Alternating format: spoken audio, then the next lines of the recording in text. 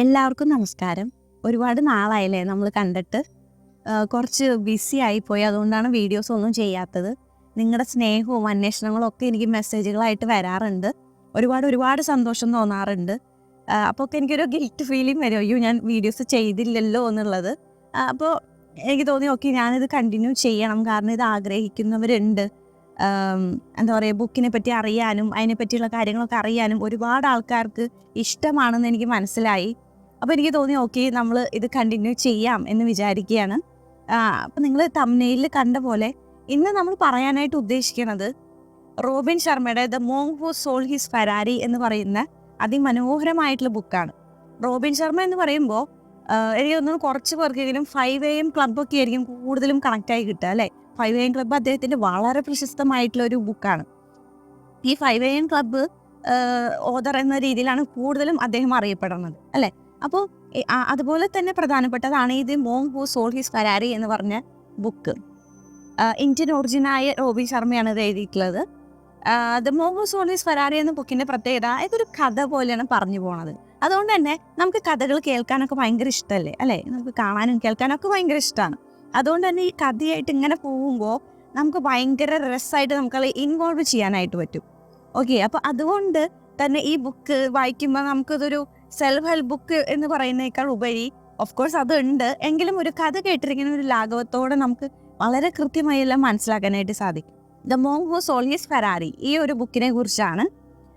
അപ്പോൾ ഇതിൽ ഒരു ക്വിക്ക് സമ്മറി പോലെയാണ് ഞാൻ പറയാനായിട്ട് ഉദ്ദേശിക്കുന്നത്. നിങ്ങൾക്കറിയാം നമ്മൾ ചെയ്തിരുന്നത് ഓരോ ചാപ്റ്റർ വൈസ് ആയിട്ട് എടുക്കുക, അത് ഡീറ്റെയിൽ ആയിട്ട് ചെയ്യുക എന്നുള്ളതാണ്. അപ്പോൾ എനിക്ക് തോന്നി ഓക്കെ ഞാൻ ആദ്യം തന്നെ ഒരു ക്വിക്ക് സമ്മറി അങ്ങോട്ട് പറയാം, എന്നിട്ട് നിങ്ങൾക്ക് ഇത് കൂടുതൽ ഓരോ ചാപ്റ്റർ വൈസ് ആയിട്ട് കേൾക്കാൻ താല്പര്യമുണ്ട് എന്നുണ്ടെങ്കിൽ നമുക്ക് അങ്ങനെ ചെയ്യാം എന്നാണ് വിചാരിക്കുന്നത്. അപ്പോൾ ആദ്യം നമുക്ക് ഒരു ക്വിക്ക് സമ്മറി പോലെ ജസ്റ്റ് ഒരു ഉള്ളടക്കം എന്താണ് എന്നുള്ളത് നോക്കാം.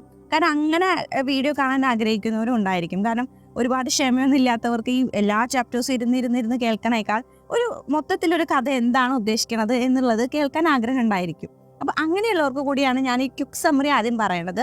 എന്നിട്ട് നിങ്ങൾക്ക് ഇത് ഡീറ്റെയിൽ ആയിട്ട് ഓരോ ചാപ്റ്റർ വൈസ് വേണമെന്നുണ്ടെങ്കിൽ ഒന്ന് കമൻറ്റ് ചെയ്യാം, നമുക്ക് അതിന് വേണ്ടിയിട്ടുള്ള കാര്യങ്ങൾ നമുക്ക് ചെയ്യാം. ഓക്കെ, അപ്പോൾ ഇന്ന് നമുക്കൊരു ക്വിക്ക് സമ്മറി ആയിട്ട് കേൾക്കാം. ഈ ഒരു കഥ തുടങ്ങുന്നത് ജൂലിയൻ മാൻഡിൽ എന്ന് പറയുന്ന ഒരു സക്സസ്ഫുൾ ആയിട്ടുള്ള ഒരു ലോയറിനെ കുറിച്ചാണ്. സക്സസ്ഫുൾ എന്ന് പറഞ്ഞു കഴിഞ്ഞാൽ അദ്ദേഹം എല്ലാ തരത്തിലും, അതായത് കരിയർ വൈസ് അദ്ദേഹം എല്ലാ തരത്തിലും വളരെ സക്സസ്ഫുൾ ആയിട്ട് നിൽക്കുന്ന ആളാണ്. അദ്ദേഹത്തിൻ്റെ ക്ലയൻസ് എന്ന് പറയുന്നത് ആ സിറ്റിയിലുള്ള ഹൈ ക്ലാസ് ആൾക്കാരാണ് അദ്ദേഹത്തിൻ്റെ ക്ലയൻസ്, സ്ഥിരമായി വരുന്ന ക്ലയൻസ് എന്ന് പറഞ്ഞു കഴിഞ്ഞാൽ. അതുപോലെ തന്നെ അദ്ദേഹത്തിന് നല്ല അടിപൊളി മാൻഷൻ ഉണ്ട്, കൊട്ടാരം പോലത്തെ വീട്, കൊട്ടാരം തന്നെ അങ്ങനത്തെ ഒരു വീടുണ്ട്. അദ്ദേഹത്തിന് പ്രൈവറ്റ് ജെറ്റ് ഉണ്ട്. ഇതിനേക്കാൾ ഉപരി നമ്മൾ ടൈറ്റിലിൽ കണ്ട പോലെ ഫെരാരി എന്ന് പറയുന്ന അതിമനോഹരമായിട്ടുള്ള ഭയങ്കര പോഷായിട്ടുള്ള ഒരു കാറും ഉണ്ട്.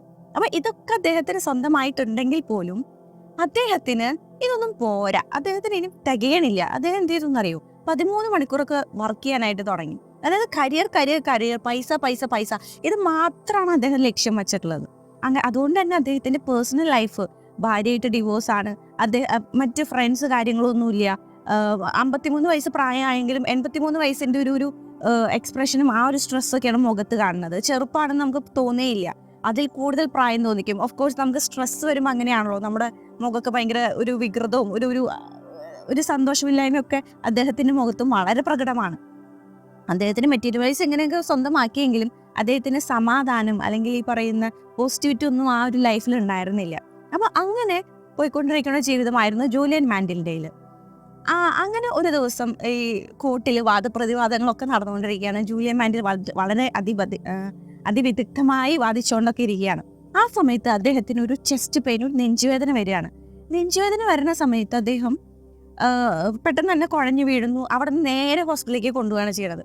ഹോസ്പിറ്റലിൽ പോയപ്പോൾ ഡോക്ടർ പറയുകയാണ്, നിങ്ങൾക്ക് ഒരു ഹാർട്ട് അറ്റാക്കാണ് വന്നിട്ടുള്ളത്, അതുകൊണ്ട് നിങ്ങൾ ചെയ്യേണ്ട ഇത്ര മാത്രമേ കാര്യമുള്ളൂ, നിങ്ങൾ ഇത്രമാത്രം സമ്പാദിച്ചു, ഇനിയുള്ളതുകൊണ്ട് നിങ്ങൾക്ക് ഈ ഒരു പൈസ കൊണ്ട് നിങ്ങൾക്ക് ജീവിക്കാവുന്നതേ ഉള്ളൂ, നിങ്ങൾ നിങ്ങളുടെ ലോയർ എന്ന ആ ജോലി റിസൈൻ ചെയ്യുക എന്നുള്ളത് പറയുകയാണ്. ആ ജൂലിയൻ മാൻഡിലിന് ഒട്ടും ഉൾക്കൊള്ളാൻ പറ്റാത്തൊരു കാര്യമായി പോയിരുന്നു. കാരണം അദ്ദേഹത്തിൻ്റെ ജീവിതം തന്നെ ഒഴിഞ്ഞു വെച്ചത് ആ കരിയറിനാണ്.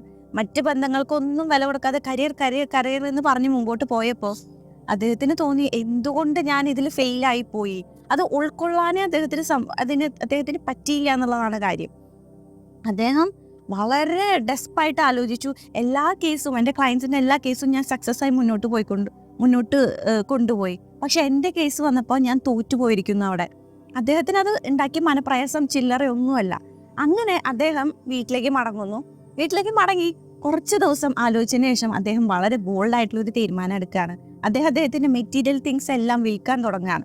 അപ്പൊ കണ്ടു നിൽക്കുന്നവർക്ക് അതൊരു ഭ്രാന്തമായ ഒരു തീരുമാനമായി തോന്നി.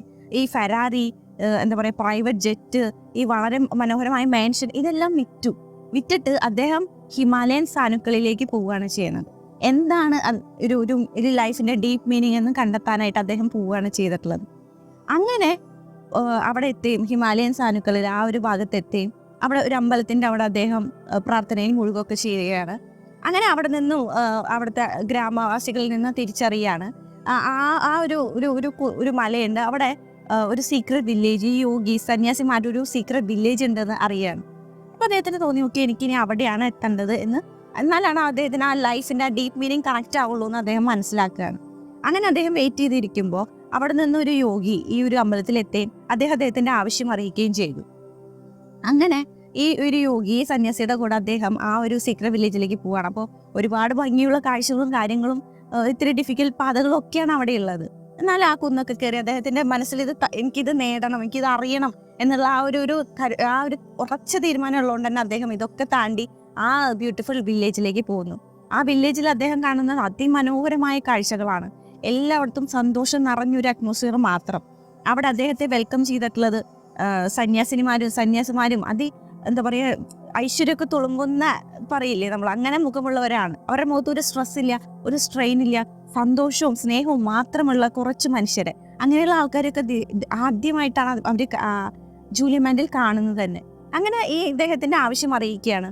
അപ്പൊ ആ സന്യാസിമാര് പറഞ്ഞു, ഓക്കെ, ഞങ്ങൾ നിനക്ക് ഈ കാര്യങ്ങളൊക്കെ പറഞ്ഞുതരാം, പക്ഷെ നീ ചെയ്യേണ്ടത്, നീ ഇത് നിന്നിൽ മാത്രം ഒതുങ്ങരുത്. നീ പഠിച്ച കാര്യങ്ങൾ നീ ലോകത്തോട് പറയുക, ഈ വിസ്ഡം നിങ്ങൾ ഷെയർ ചെയ്യുക, അതാണ് നിനക്ക് തരുന്ന പർപ്പസ് എന്ന് പറയാണ്.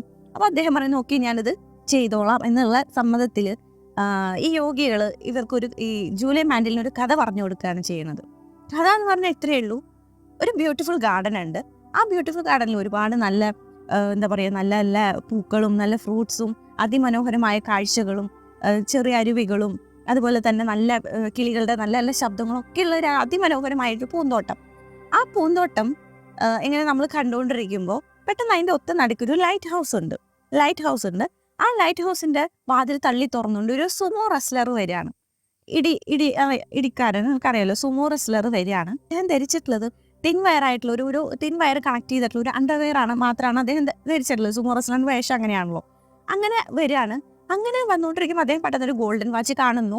ആ ഗോൾഡൻ വാച്ച് പെട്ടെന്ന് എടുക്കാനായിട്ട് നോക്കുമ്പോൾ അദ്ദേഹം വീഴുകയും അതോടുകൂടെ അദ്ദേഹത്തിന് ബോധം പോകും. നിശ്ചലമായി കുറച്ചു നേരം കിടക്കുകയാണ് ചെയ്തിട്ടുള്ളത്.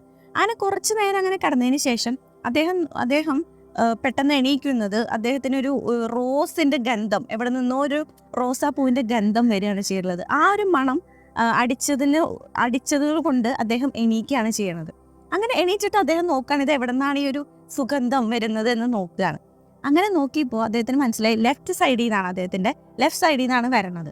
അങ്ങനെ അദ്ദേഹം ആ ഒരു പാതയിലേക്ക് പോയപ്പോൾ അവിടെ കുഞ്ഞു കുഞ്ഞു ഡയമണ്ട്സ്, ആ ഒരു പാത്തിൽ, ആ ഒരു വഴിയിലൊക്കെ കുഞ്ഞു കുഞ്ഞു ഡയമണ്ട്സ് കിടക്കുന്നു. അദ്ദേഹം വളരെ സന്തോഷവാനായിട്ട് അതിങ്ങനെ നോക്കി കാണാമറയത്തേക്ക് ഇങ്ങനെ പോവുകയാണ് ചെയ്തിട്ടുള്ളത്. ഇതാണ് സന്യാസിമാര് ജൂലിയന് പറഞ്ഞു കൊടുത്തിട്ടുള്ള കഥ. അപ്പൊ ജൂലിയൻ ഇത് കേട്ടപ്പോൾ തോന്നി, ഇത് എന്ത് കഥയാണ്, ഇതിലൊന്നും എനിക്ക് മനസ്സിലാവില്ല, ഇത് എന്തിനാണ് എന്നോട് പറഞ്ഞിട്ടുള്ളത് എന്ന് അദ്ദേഹം ചോദിക്കുകയാണ്. അപ്പൊ സന്യാസിമാര് പറയുന്നു, ഇതില് ഒരു ഡീപ്പ് മീനിങ് കണക്റ്റഡ് ആണ്. ആ ഡീപ്പ് മീനിങ് ആണ് ഈ ഒരു ബുക്കിന്റെ ഉള്ളടക്കം എന്നുള്ളത്. അതാണ് ഇനി നമ്മൾ കാണാനായിട്ട് പോണത്. അതിൽ ആദ്യത്തെ ഇതിൽ ഒരു സിഗ്നിഫിക്കൻറ്റ് കാര്യം എന്ന് പറഞ്ഞു കഴിഞ്ഞാൽ ബ്യൂട്ടിഫുൾ ഗാർഡൻ ആണ്. ഈ ബ്യൂട്ടിഫുൾ ഗാർഡനെ ഡിനോട്ട് ചെയ്യുന്നത് നമ്മുടെ എന്താ പറയുക, ബ്രെയിൻ അല്ലെങ്കിൽ നമ്മുടെ മൈൻഡിനെ തന്നെയാണ്. നമ്മുടെ മൈൻഡിലേക്ക് നല്ല നല്ല തോട്ട്സുകളാണ് വരുന്നത് എന്നുണ്ടെങ്കിൽ നമ്മുടെ ലൈഫ് കുറേ സുന്ദരമാവും എന്നുള്ളത് നമ്മൾ കുറേ തവണ പറഞ്ഞു കേട്ടു അല്ലേ. അത് തന്നെയാണ് ഇവിടെയും പറഞ്ഞിട്ടുള്ളത്. നിങ്ങൾ നല്ല രീതിയിൽ ഒരു ഗാർഡൻ പരിപാലിച്ചുകൊണ്ട് പോകുന്ന നല്ല നല്ല സീഡ്സ് അതിൽ ഇട്ട് കഴിഞ്ഞാൽ നല്ല ഫ്രൂട്ട്സും നല്ല ഫ്ലവേഴ്സും ഒക്കെ ഉള്ള സാധനങ്ങളായിരിക്കും വളരുക. നേരെ മറിച്ച് നമ്മളത് വളരെയധികം ശ്രദ്ധിക്കാതെ അല്ലെങ്കിൽ അൺവാണ്ടഡ് പ്ലാന്റ്സ് ഒക്കെ വളരാൻ തുടങ്ങുമ്പോൾ അതൊരു ഡംപ് ഏരിയ ആയിട്ട് മാറും. ഇതേ ഗാർഡൻ തന്നെ ഒരു ഡംപ് ഏരിയ ആയിട്ട് മാറും. ഇതുപോലെ നമ്മുടെ മൈൻഡിൽ നമ്മൾ നല്ല നല്ല തോട്ട്സ് ഇട്ട് കൊടുത്തു കഴിഞ്ഞാൽ അത് നമുക്ക് നമ്മുടെ ലൈഫിൽ വളരെ നല്ല നല്ല കാര്യങ്ങൾക്കായിരിക്കും അത് അച്ചീവ് ചെയ്യാനായിട്ട് പറ്റുക അല്ലേ. ആ റിസൾട്ട് ആയിരിക്കും കൊണ്ടുവരിക.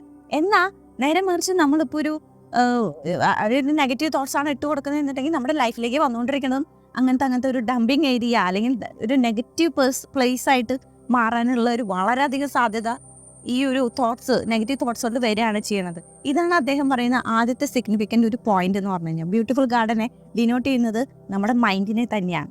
ഓക്കെ, ഈ രണ്ടാമത്തെ കാര്യം ലൈറ്റ് ഹൗസ് ആണ്. ലൈറ്റ് ഹൗസ് എന്ന് പറഞ്ഞു കഴിഞ്ഞാൽ നമ്മുടെ ഗോൾസ്, നമ്മുടെ ലൈഫിലെ ഗോൾസിനെയാണ് അത് ഡിനോട്ട് ചെയ്യുന്നത്. നമ്മുടെ ഗോൾസിന് എങ്ങനെയാണ് നമ്മുടെ ലൈഫിൽ പ്രാധാന്യം വരണത്, അതാണ് നമുക്ക് കൃത്യമായൊരു ഡയറക്ഷൻ തരുന്നത്. ഇന്ന ഡയറക്ഷനിലേക്ക് രാവിലെ എണീറ്റിട്ട് നമുക്ക് ചെയ്യാൻ ഒന്നുമില്ലെങ്കിൽ നമ്മൾ എന്തൊക്കെയോ ചെയ്യൂലേ, അത് നമ്മുടെ ലൈഫിന് വേണ്ട കാര്യങ്ങളായിരിക്കില്ല. പക്ഷേ നമ്മൾ നല്ല രീതിയിൽ നമുക്ക് ഇന്നൊരു ഗോൾ ഉണ്ട് എന്നുണ്ടെങ്കിൽ നമുക്ക് അറിയാം, രാവിലെ എണീറ്റിട്ട് ഞാൻ അതിനാണ് പരിശ്രമിക്കേണ്ടത് എന്നുള്ളത് നമുക്ക് വ്യക്തമായിട്ട് അറിയാം. ഇതാണ് നമ്മൾ ലൈറ്റ് ഹൗസ് കൊണ്ട് അർത്ഥമാക്കണത്. ഷിപ്പിന് വരാനുള്ള അത് എന്താ പറയുക, ലൈറ്റ് ഹൗസ് കാണുമ്പോഴാണ് ഷിപ്പിന് ഓക്കെ ഇത് കരയാണ്, ഞാൻ ഇവിടെയാണ് വരേണ്ടത് എന്ന് മനസ്സിലാക്കാനായിട്ട് പറ്റുള്ളൂ. അപ്പോൾ അതിൻ്റെ ഇടയ്ക്ക് കുറേ ഡിഫിക്കൽട്ടീസ് ഉണ്ടാവും. കാറ്റ് വരും, ഓഷ്യൻ ഭയങ്കര കലിതുള്ളി ചിലപ്പോൾ പോകും, അപ്പോൾ ഇങ്ങോട്ട് കടക്കാൻ പറ്റാത്ത രീതിയിലൊക്കെ ആയിരിക്കും. പക്ഷെ ഷിപ്പ് വെയിറ്റ് ചെയ്യും. ഷിപ്പിന് അറിയാം ഓക്കെ ലൈറ്റ് ഹൗസ് ഈ ഗോൾ ഇവിടെ ഉള്ളിടത്തോളം കാലം എൻ്റെ മനസ്സിൽ അല്ലെങ്കിൽ എനിക്ക് കാണാത്തോളം കാലം എനിക്ക് ഇതിലേക്ക് വരാനായിട്ട് പറ്റുന്ന ഷിപ്പിനറിയാം. അവർ വെയിറ്റ് ചെയ്യും. ആ ഒരു പ്രതിസന്ധി കാര്യങ്ങളൊക്കെ മാറുമ്പോൾ അവർ കരയിലേക്ക് വരികയാണ് ചെയ്യുന്നത്. ഇതുപോലെ നമ്മുടെ ഗോൾസ് അച്ചീവ് ചെയ്യാനായിട്ട് പോകുമ്പോൾ നമുക്ക് ഒരുപാട് പ്രതിസന്ധികൾ കാര്യങ്ങളൊക്കെ ഉണ്ടായിരിക്കും. പക്ഷേ അതിലൊന്നും തളരാതെ നമ്മൾ എന്ത് ചെയ്യുക, നമുക്കറിയാം ഓക്കെ ഗോൾ ഉണ്ട്, ഞാൻ എന്തായാലും അവിടെ എത്തും. കൺസിസ്റ്റൻ്റ് ആയിട്ട് നിങ്ങൾ എന്തൊരു കാര്യം ചെയ്യുന്നു അത് നമ്മൾ അവിടെ ആ ഒരു ഗോളിലേക്ക് എത്തിക്കുക തന്നെ ചെയ്യും. ഇതാണ് രണ്ടാമത്തെ പോയിന്റ് ആയിട്ട് പറയുന്നത്. ഇനി മൂന്നാമത്തെ പോയിന്റ് എന്ന് പറഞ്ഞു കഴിഞ്ഞാൽ സുമോ റെസ്ലറാണ്. സുമോ റെസ്ലർ എന്ന് പറഞ്ഞു കഴിഞ്ഞാൽ ജപ്പാനിലെ കെയ്സൻ എന്നൊക്കെ പറയാം. കെയ്സൻ എന്നൊക്കെയാണ് അർത്ഥം വരണത്. ഈ സുമോ റെസ്ലർ എങ്ങനെയാണോ അദ്ദേഹത്തിൻ്റെ ഫിസിക്കൽ ഫീച്ചേഴ്സ്, ആ ഒരു തടിയും ആ ഒരു ഇതിലേക്കൊക്കെ എത്താനായിട്ട് എങ്ങനെയാണ് അദ്ദേഹം ആ ഒരു ഷേപ്പിലേക്ക്, ഫിസിക്കൽ ഷേപ്പിലേക്ക് എങ്ങനെയാണോ അദ്ദേഹത്തിന് എത്താനായിട്ട് അദ്ദേഹം ഡയറ്റ് അതുപോലെ മറ്റ് ഫിസിക്കൽ ആക്ടിവിറ്റി ഒക്കെ ചെയ്യുന്നത്, അതുപോലെ ആയിരിക്കണം നമ്മൾ നിരന്തരമായി കണ്ടിന്യൂസ് എഫേർട്ട് സ്റ്റഡി നടത്തണം എന്നുള്ളതാണ്. ഈ ഒരു ഗോളിലേക്ക് നമുക്ക് എത്താനായിട്ട് നമ്മൾ കണ്ടിന്യൂസ് ആയിട്ട് പഠിച്ചുകൊണ്ടിരിക്കുക. അത് നിങ്ങൾ റീഡിങ് ബുക്സ് ആയിരിക്കാം, വീഡിയോസ് കാണുന്നതായിരിക്കാം, പോഡ്കാസ്റ്റ് കേൾക്കുന്നതായിരിക്കാം, സെൽഫ് ഹെൽപ്പ് ബുക്സ് വായിക്കുന്നതായിരിക്കാം. അങ്ങനെ എന്താണോ നിങ്ങളുടെ ലക്ഷ്യം, ആ ലക്ഷ്യത്തിലേക്ക് എത്താനായിട്ട് നിങ്ങൾക്ക് എന്താണോ ചെയ്യാൻ കഴിയുക അത് കണ്ടിന്യൂസ് ആയിട്ട് കൊടുത്തുകൊണ്ടിരിക്കുക എന്നുള്ളതാണ് ഈ സുമോ റെസ്ലർ കൊണ്ട് നമുക്ക് അർത്ഥമാക്കണത്. ഓക്കെ, ഇനി നാലാമത്തെ പോയിന്റ് എന്ന് പറഞ്ഞു കഴിഞ്ഞാൽ നമ്മൾ നേരത്തെ കണ്ട പോലെ തിൻവെയറിൽ കണക്ട് ചെയ്തിട്ടുള്ള അണ്ടർവെയർ ആണ്.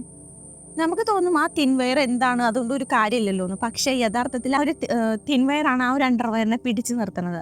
അതില്ലെങ്കിൽ നമുക്ക് അത് വളരെ മോശമായിട്ടുള്ളൊരു കാര്യമായിട്ട് പോകും അല്ലേ. ഇത് ഡിനോട്ട് ചെയ്യുന്നത് സെൽഫ് കൺട്രോൾ ഡിസിപ്ലിനെ കുറിച്ചാണ്. അതായത് നമ്മൾ വളരെ ഡിസിപ്ലിനായിട്ട് മുമ്പോട്ട് പോകണം എന്നുള്ളതാണ് ഈ ഒരു തിൻവെയറിനെ കൊണ്ട് അർത്ഥമാക്കുന്നത്. നമുക്ക് തോന്നുന്നത് ചെറിയ കാര്യമാണല്ലോ എന്ന്. പക്ഷെ പലപ്പോഴും ചെറിയ കാര്യങ്ങളാണ് വലിയ കാര്യങ്ങളിലേക്ക് വലിയ മാറ്റമായിട്ട് വരിക എന്നുള്ളതാണ്. ഓക്കെ, അതായത് രാവിലെ നേരത്തെ എണീക്കുന്നത് ഒരു ശീലം നിങ്ങൾ തുടങ്ങിയെന്നായിരിക്കും. നിങ്ങൾക്ക് തോന്നും രാവിലെ ഇപ്പം നേരത്തെ എണീറ്റുകൊണ്ട് എന്താണ് എനിക്ക് കുറച്ച് സമയമൊക്കെ കൂടുതൽ കിട്ടുന്നുണ്ടല്ലോ, അതെൻ്റെ ജീവിതത്തിൽ വലിയ മാറ്റമൊന്നും വരുന്നില്ല എന്ന് നമുക്ക് തോന്നും. പക്ഷേ നമ്മളത് കണ്ടിന്യൂ ചെയ്ത് ഒരു 100 ദിവസം കഴിയുമ്പോൾ ചിലപ്പോൾ 110ാം ദിവസമായിരിക്കും ചിലപ്പോൾ നമുക്ക് അതിൻ്റെ റിസൾട്ട് കിട്ടുക.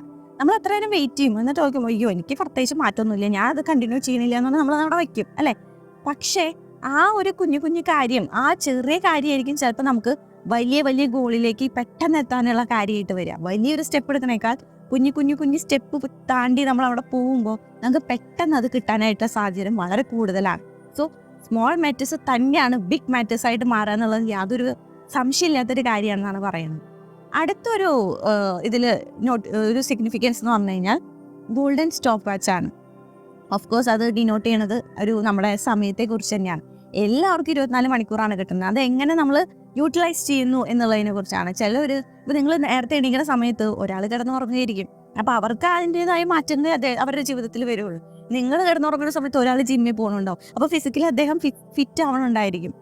ആദ്യത്തെ ദിവസം ഒന്നും നമുക്ക് മനസ്സിലാവില്ല. പക്ഷെ 1-2 വർഷമൊക്കെ കഴിയുമ്പോൾ അദ്ദേഹത്തിന് ആ ജിമ്മിൽ പോകുന്ന വ്യക്തിക്ക് ആ ഒരു എന്താ പറയുക പോസിറ്റിവിറ്റിയും ആ ഒരു ഫിസിക്കൽ ഫിറ്റ്നസ് ഒക്കെ അറിയാനായിട്ട് തുടങ്ങും. ആദ്യമൊന്നും നമുക്ക് കുഞ്ഞു മാറ്റം നമ്മുടെ ശരീരത്തിന് മനസ്സിലാവേ ഇല്ല. അപ്പോൾ നമുക്ക് തോന്നും അയ്യോ എന്തിനപ്പോൾ ജിമ്മിൽ പോണേന്നൊക്കെ തോന്നും. പക്ഷെ അങ്ങനെയല്ല. ആ കാര്യം നമ്മൾ ചെയ്ത് വരുമ്പോൾ നമുക്കത് മനസ്സിലാവും. സോ 24 മണിക്കൂറിൽ നമ്മൾ എല്ലാ സക്സസ്ഫുൾ ആയിട്ടുള്ള ആൾക്കാരും എങ്ങനെ ആ 24 മണിക്കൂർ യൂട്ടിലൈസ് ചെയ്യുന്നു എന്നുള്ളതിനനുസരിച്ചാണ് നമ്മുടെ വിജയം അവിടെ ഇരിക്കുന്നത്. ഓക്കെ, ഇനി അടുത്ത പോയിന്റ് എന്ന് പറഞ്ഞു കഴിഞ്ഞാൽ ഫ്രാഗ്രൻസ് ഓഫ് റോസ് ആണ്. ഫ്രാഗ്രൻസ് ഓഫ് റോസ് എന്ന് പറഞ്ഞു കഴിഞ്ഞാൽ നമ്മളിപ്പോൾ ഒരു പൂവ് ഒരാൾക്ക് കൊടുത്തു കഴിഞ്ഞാൽ ആ ഒരു പൂവിൻ്റെ മണം നമ്മുടെ കയ്യിലും ഉണ്ടായിരിക്കും അല്ലേ. കാരണം നമ്മളാണ് കൂടുതലത് ഹോൾഡ് ചെയ്തിട്ടുണ്ടാവുക. ആ ഒരു മണം നമുക്കും അറിയാനായിട്ട് പറ്റും. ഇതുപോലെയാണ് നമ്മൾ മറ്റുള്ളവരെ സഹായിക്കുമ്പോൾ. നമ്മൾ മറ്റൊരാളെ സഹായിക്കുമ്പോൾ അതിൻ്റെ കൂടുതൽ ബലം നമുക്കായിരിക്കും കിട്ടുക. അവർക്ക് കിട്ടുന്നില്ല എന്നല്ലേ, പക്ഷെ കൂടുതൽ സാറ്റിസ്ഫാക്ഷൻ. നമുക്ക് ഈ ഭൂമിയിൽ നമുക്ക് ഏറ്റവും രസമായിട്ടുള്ളൊരു കാര്യം എന്ന് പറയാൻ മറ്റുള്ളവരെ ഹെൽപ്പ് ചെയ്യുക എന്നുള്ളതാണ്. നമ്മൾ മനസ്സറിഞ്ഞ് നമ്മൾ ഒരാളെ സഹായിച്ചിട്ടുണ്ടെങ്കിൽ we feel so so so grateful, we feel so so so happy എന്നുള്ളതാണ്. അത് നമ്മൾ ഒരാൾക്ക് വേണ്ടി ചെയ്യാനോ അല്ലെങ്കിൽ ആരെങ്കിലും കാണിക്കാനോ ചെയ്യണതല്ല. നമ്മൾ മനസ്സറിഞ്ഞ് നമ്മൾ ഒരാൾക്ക് എന്തെങ്കിലും കൊടുക്കുക, എന്തെങ്കിലും നമ്മുടെ സമയമായിരിക്കാം, നമ്മുടെ ഹെൽപ്പായിരിക്കാം, പൈസ തന്നെ ആവണമെന്നില്ല, ആ ഒരു സഹായം നമ്മൾ കൊടുത്തിട്ടുണ്ടെങ്കിൽ, നമ്മൾ മനസ്സറിഞ്ഞാണ് അത് ചെയ്തിട്ടുണ്ടെങ്കിൽ we will enjoy that process അല്ലേ. ആ പ്രോസസ്സ് നമ്മൾ വളരെയധികം എൻജോയ് ചെയ്തിട്ടുണ്ട്. ഈ അടുത്ത് മറ്റു വയനാട് ഉരുൾപൊട്ടലൊക്കെ ഉണ്ടായപ്പോൾ ഒരുപാട് പേര് സഹായിക്കാനായിട്ട് വന്നു. അവരൊക്കെ മനസ്സറിഞ്ഞാണ് അത് കൊടുത്തിട്ടുള്ളത് എന്നുണ്ടെങ്കിൽ ഉറപ്പായിട്ടും അവർ ആ ദിവസം അവർക്ക് വളരെ സാറ്റിസ്ഫാക്ഷനോടുകൂടെ ഉറങ്ങാൻ പോയിട്ടുണ്ടായിരിക്കും. കാരണം എന്നെ കൊണ്ടാവുന്നത്, എനിക്ക് 10 രൂപയായിരിക്കാം, പക്ഷെ എന്നെ കൊണ്ടാവുന്നത് എനിക്ക് ചെയ്യാൻ പറ്റി, ഒരാളെ എനിക്ക് രക്ഷിക്കാൻ പറ്റി അല്ലേ. ആ ഒരു സാറ്റിസ്ഫാക്ഷൻ അവർക്ക് വളരെയധികം ഉണ്ടായിരിക്കും. നമ്മൾ മറ്റുള്ളവർക്ക് ഈ ഒരു നന്മ ചെയ്യുമ്പോൾ വി ഫീൽ സോ ഡിവൈൻ. നമ്മൾ ഡിവൈൻ എന്നുള്ളൊരു തരത്തിൽ തന്നെ എത്തും എന്നുള്ളതാണ്. സോ ഫ്രാഗ്രൻസ് ഓഫ് റോസ് പറയുന്നത് ഇതാണ്. നമ്മൾ ഒരാൾക്ക് ഹെൽപ്പ് ചെയ്യുമ്പോൾ, ഇതുപോലെ തിന്മയും അങ്ങനെ തന്നെയാണ്, നമ്മൾ ഒരാൾക്ക് തിന്മ ചെയ്യുമ്പോൾ അതിൻ്റെ ഇരട്ടി നമുക്ക് തന്നെയായിരിക്കും അത് തിരിച്ചു കിട്ടുക. So be careful. നമ്മൾ തിന്മയാണോ നന്മയാണോ ചെയ്യണത് എന്നുള്ളത് കെയർ ചെയ്തിട്ട് ഫ്രാഗ്രൻസ് ഓഫ് റോസ് നല്ല സുഗന്ധം പരക്കണമെങ്കിൽ നല്ല രീതിയിൽ തന്നെ സർവീസ് ഓഫ് അതേഴ്സ് ചെയ്യുക എന്നുള്ളതാണ് പറയുന്നത്. ഇനി അടുത്തൊരു പോയിന്റ് എന്ന് പറഞ്ഞാൽ, ലാസ്റ്റ് ഒരു പോയിന്റ് എന്ന് പറഞ്ഞാൽ പാത്ത് ഓഫ് ഡയമണ്ട്സ് ആണ്. പാത്ത് ഓഫ് ഡയമണ്ട്സ് എന്ന് പറഞ്ഞു കഴിഞ്ഞാൽ നമ്മളെപ്പോഴും പ്രസന്റിൽ ജീവിക്കാൻ ആഗ്രഹിക്കാത്തവരാണ്. നമ്മൾ ഒന്നില്ലെങ്കിൽ പാസ്റ്റ് അല്ലെങ്കിൽ ഫ്യൂച്ചർ, എന്തായിരിക്കും എൻ്റെ ഭാവി എന്ന് പറ്റി ചിന്തിക്കും, അല്ലെങ്കിൽ കഴിഞ്ഞു പോയ ഒരു സങ്കടത്തെ പറ്റി ചിന്തിക്കും. ഇത് തന്നെയാണ് നമ്മൾ മിക്ക ആളുകളും ചെയ്തുകൊണ്ടിരിക്കുന്ന കാര്യം. നിലവിൽ എന്താണോ ചെയ്യണത് അല്ലെങ്കിൽ നിലവിൽ എന്താണ് ചെയ്യേണ്ടത് എന്ന് പലരും മറന്നു പോകുന്നു അല്ലേ. അങ്ങനെ വരുമ്പോൾ നമുക്ക് ആ ഒരു നല്ല നല്ല മൊമെന്റ്സ് നമ്മൾ മിസ് ചെയ്യും. നമ്മുടെ മക്കളുടെ കൂടെയുള്ള ലൈഫ്, നമ്മുടെ ഹസ്ബൻഡിൻ്റെ കൂടെയുള്ള ലൈഫ്, നമ്മുടെ അച്ഛനമ്മമാരുടെ കൂടെയുള്ള ലൈഫ്, നമ്മളതൊന്നും തിരിച്ചറിയുന്നില്ല. നമ്മൾ ഓട്ടാണ്, ഒന്നില്ലെങ്കിൽ പാസ്റ്റിലേക്ക് പോകും അല്ലെങ്കിൽ ഫ്യൂച്ചറിലേക്ക് പോകും. ഇപ്പോൾ ഒരു 5 വർഷം മുമ്പ് നടന്നൊരു കാര്യം നിങ്ങൾ ആലോചിക്കുമ്പോൾ നമുക്ക് തോന്നും, അയ്യോ ആ 5 വർഷം മുമ്പ് ഞാൻ ഇത്തിരി കൂടെ അതൊന്ന് ശ്രദ്ധിച്ചിരുന്നെങ്കിൽ, അല്ലെങ്കിൽ ഇത്തിരി കൂടെ ഞാനൊന്ന് എൻജോയ് ചെയ്തിരുന്നെങ്കിൽ നല്ല രസമായാനേ അല്ലേ എന്ന് നമ്മൾ ചിന്തിക്കും അല്ലേ. പണ്ടത്തെ പാട്ടൊക്കെ കേൾക്കുമ്പോൾ നമുക്ക് തോന്നില്ല, അയ്യോ അന്ന് എന്ത് രസമായിരുന്നു, നല്ല കാലഘട്ടമായിരുന്നു അന്ന്. നമുക്ക് തോന്നും അതിലും 5 വർഷം മുമ്പത്തെ പാട്ടുകളായിരുന്നു, അല്ലെങ്കിൽ അതിലും 5 വർഷം മുമ്പത്തെ കാലങ്ങളായിരുന്നു നല്ലതെന്ന് അന്ന് നമുക്ക് തോന്നും. 5 വർഷം മുമ്പ് നിങ്ങൾ അയ്യോ ഞാൻ അന്നൊന്ന് പഠിച്ചിരുന്നെങ്കിൽ ഇന്ന് ഞാൻ നല്ല വെൽ സെറ്റിൽഡ് ആയിട്ട് നടന്നേനെ, അല്ലെങ്കിൽ അന്ന് ഞാൻ ആ ഗോൾസിലേക്ക് അന്ന് തൊട്ടേ ചെയ്യാൻ തുടങ്ങിയിരുന്നെങ്കിൽ ഇന്ന് ഞാൻ ആഗ്രഹിക്കുന്ന പൊസിഷനിലേക്ക് എത്തിയാനേ, അങ്ങനെ നമുക്ക് തോന്നും. അപ്പോഴും നമ്മൾ ഫാസ്റ്റിൽ തന്നെയാണ് ചിന്തിച്ചുകൊണ്ടിരിക്കുന്നത്. അപ്പോൾ ഇന്ന് നമുക്ക് എന്ത് ചെയ്യാൻ പറ്റും, ഇന്ന് നമുക്ക് എങ്ങനെ ചെയ്താലാണ് നമ്മുടെ ഗോൾസിലേക്ക് എത്തുക, ഇന്ന് ഞാൻ എങ്ങനെയാണ് എൻ്റെ ഫാമിലിയുടെ കൂടെ ടൈം സ്പെൻഡ് ചെയ്യേണ്ടത്, ഇങ്ങനെയുള്ള കാര്യങ്ങളായിരിക്കണം നമ്മൾ ചിന്തിക്കേണ്ടത്. Leave in the present. Leave in the present എന്ന് പറയുമ്പോൾ നമുക്കത് ഒട്ടും നടക്കാത്തൊരു കാര്യമാണ്. പക്ഷെ അതൊന്ന് ശ്രദ്ധിച്ചു കഴിഞ്ഞാൽ നമ്മുടെ മക്കളുടെ ലൈഫൊക്കെ ഇപ്പോൾ അല്ലേ, അവരുടെ ആ ഒരു കുട്ടിക്കാലമൊന്നും നമുക്കിപ്പോൾ കുറച്ച് കഴിയുമ്പോൾ നമുക്ക് ആഗ്രഹിക്കുമ്പോൾ അത് കിട്ടില്ല. അവരെന്ത് ചെയ്യും, അവർ നമ്മളിൽ നിന്നൊക്കെ മാറി അവരുടേതായ ഒരു പേഴ്സണൽ സ്പേസ് ഒക്കെ എടുത്ത് തുടങ്ങുന്ന സമയം ഉണ്ടാവും. അപ്പോൾ നമുക്കൊന്ന് അയ്യോ നമ്മുടെ അടുത്തൊക്കെ ഒന്ന് സംസാരിച്ചിരുന്നെങ്കിൽ, പഴയ പോലെ നമ്മളെയൊക്കെ ഒന്ന് കെട്ടിപ്പിടിച്ച് ഉമ്മയൊക്കെ ചെന്ന് സംസാരിച്ചിരുന്നെങ്കിൽ നമുക്ക് തോന്നും അല്ലേ. അപ്പോൾ ഇന്നത്തെ ലൈഫ്, ഈ നിമിഷം നമ്മൾ എൻജോയ് ചെയ്യുക എന്നുള്ളതാണ് നമ്മളെല്ലാവരും ചെയ്യേണ്ട ഒരു കാര്യം. ഓക്കെ, അപ്പോൾ പാത്ത് ഓഫ് ഡയമണ്ട്സ് റെഫർ ചെയ്യുന്നത് ഈ ഒരു കാര്യത്തെയാണ്. അങ്ങനെ 7 പ്രധാനപ്പെട്ട പോയിന്റ്സ് ആണ് ആ സന്യാസിമാർ ഈ ഒരു ജൂലിയൻ മാൻഡലിനെ പറഞ്ഞു കൊടുത്തത്. ഇതാണ് അദ്ദേഹത്തിന് കണ്ണ് തുറപ്പിച്ചിട്ടുള്ള കാഴ്ചകൾ. ഓക്കെ, അപ്പോൾ ഈ ഒരു ബുക്കിൻ്റെ മെയിൻ ഉള്ളടക്കം എന്ന് പറയുന്നത് ഈ ഒരു കാര്യങ്ങളാണ്. അപ്പോൾ ഇതെല്ലാവർക്കും മനസ്സിലായി എന്ന് വിചാരിക്കുന്നു. വളരെ ലളിതമായിട്ടാണ് അദ്ദേഹം ഇത് പറഞ്ഞു വെച്ചിട്ടുള്ളത്. ഇനി ഈ ഒരു ബുക്കിൻ്റെ ഡീറ്റെയിൽ ചാപ്റ്റർ 1 ചാപ്റ്റർ 2 തൊട്ടുള്ള കാര്യങ്ങൾ ഡീറ്റെയിൽ ആയിട്ട് വേണമെന്ന് ആഗ്രഹിക്കുന്നവരുണ്ടെങ്കിൽ ഒന്ന് കമൻറ്റ് ചെയ്യാം. അങ്ങനത്തെ വീഡിയോസ് നമുക്ക് ചെയ്യാനായിട്ട് നോക്കാം. ഓക്കെ, അവർക്കും എല്ലാവർക്കും എൻ്റെ ഒന്നും കൂടെ ഒരു നന്ദി, ഒരു താങ്ക് യു പറയുകയാണ്. എന്നെ ഇത്ര സ്നേഹിക്കുന്നതിനും എന്നെ ഇത്ര ഒരു അറ്റാച്ച്മെൻ്റ് ഒക്കെ കാണിക്കുന്നതിനും ഒരുപാട് നന്ദി. എല്ലാവർക്കും നല്ലൊരു ദിവസം ഞാൻ ആശംസിക്കുകയാണ്. അപ്പോൾ എല്ലാവർക്കും ഈ ഒരു വീഡിയോ ഇഷ്ടപ്പെട്ടെന്നിരിക്കുന്നു. അടുത്ത വീഡിയോ ഇട്ട് വരാം. This is Roshi ma'am signing of.